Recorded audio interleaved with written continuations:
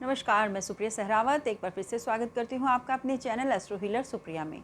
आज हम बात करेंगे राहु और केतु के बारे में। राहु और केतु वैसे तो छाया ग्रह हैं, इनका अपना कोई अस्तित्व नहीं। ये जब भी किसी दूसरे ग्रह के साथ में बैठते हैं तो उसके जैसा ही परिणाम देने लग जाते हैं। एक पौराणिक कथा के अनुसार जब समुद्र मंथन से अमृत मिला तो राहु और केतु नाम का एक दैत्य देवताओं में छुपकर बैठ गया और अमृत पान कर गया। जब देवताओं को इस बात का पता लगा तो विष्णु जी ने अपने सुदर्शन से उस दैत्य का सिर धड़ से अलग कर दिया। वो सिर राहु का नाम रूप ले गया और बिना सिर वाला धड़ केतु का। राहु को शनि से भी ज़्यादा पापी ग्रह बताया गया है और केतु को गुरु से भी ज़्यादा शुभ ग्रह बताया गया है। राहु रिश्तों में हमारे दादा दादी और केतु हमारे नाना नानी हैं। राहु धनु राशि में नीच का और मिथुन राशि में उच्च का होता है, वहीं केतु मिथुन राशि में उच्च का और धनु राशि में नीच का होता है। कुंडली में ये दोनों ग्रह हमेशा एक दूसरे के आमने सामने ही पाए जाते हैं। राहु और केतु एक राशि पर 1.5 साल तक रहते हैं और हमेशा अपनी उल्टी चाल से ही चलते हैं। राहु अचानक होने वाले कार्यों का कारक है। कोई भी चीज़ अचानक से हो, अचानक से धन लाभ हो, विदेशों से लाभ हो, विदेशों का कारक, विदेश से ज्ञान का, विदेश से लाभ का, विदेशी भाषा का कारक राहु है।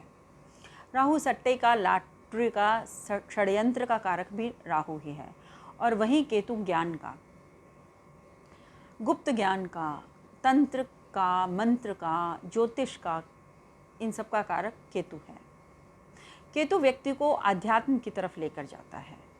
केतु मोक्ष का कारक है। कहा जाता है कि राहु और केतु हमारे पूर्व जन्मों के अनुसार ही हमको फल देते हैं।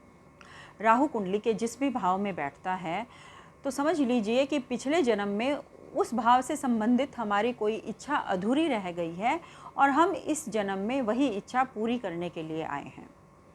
और केतु जिस भी भाव में बैठता है वो उस भाव से मिलने वाले फलों के प्रति हमको विमुख कर देता है। वो इतने दुख देता है कि हम उस चीज़ का मोह त्याग कर आध्यात्म की तरफ चले जाते हैं, क्योंकि केतु अध्यात्म का कारक है। ये हमारे मन में उस वस्तु के लिए डिटैचमेंट लाता है।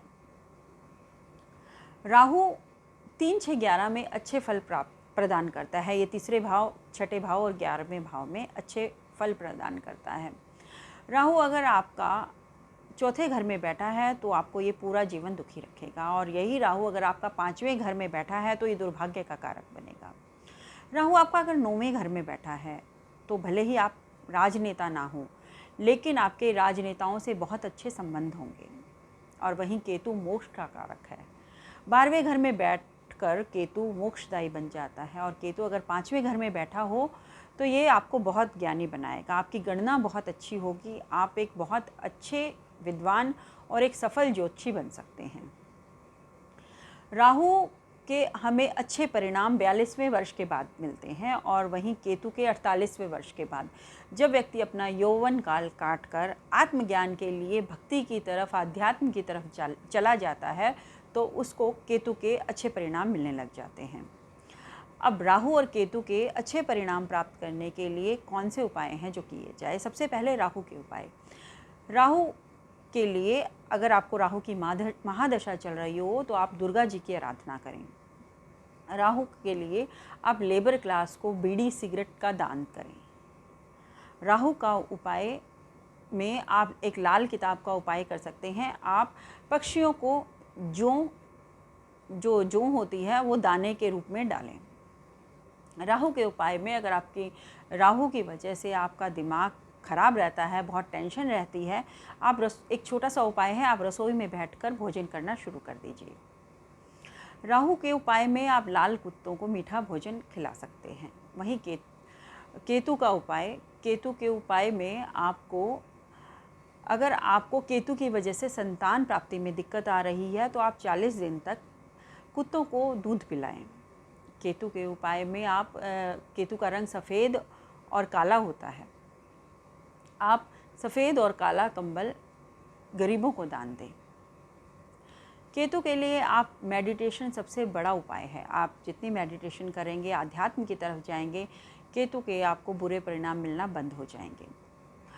मेरा अगला उपाय, केतु के लिए आप कैट्स आई डाल सकते हैं, लेकिन किसी ज्योतिषी की सलाह से। और वहीं राहु के लिए आप गोमेद धारण कर सकते हैं, वो भी अपना कुंडली दिखाकर।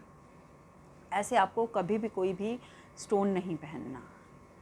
केतु अगर आपको बुरे परिणाम दे रहा है तो आपको सफ़ेद और काले कुत्ते को भोजन करवाना है। तो ये मेरे छोटे छोटे उपाय थे। अगर आपको मेरा ये वीडियो पसंद आया तो आप इसे लाइक कीजिए। अगर आपने अभी तक मेरे चैनल को सब्सक्राइब नहीं किया तो आप इसको सब्सक्राइब कर दीजिए। आपका अगर कुंडली से संबंधित या वास्तु से संबंधित कोई भी प्रश्न है तो आप मुझे मेरे नंबर पर मैसेज कर सकते हैं। मेरा नंबर है 9958556677। मिलते हैं अगले वीडियो में, तब तक के लिए धन्यवाद। आपका दिन मंगलमय हो।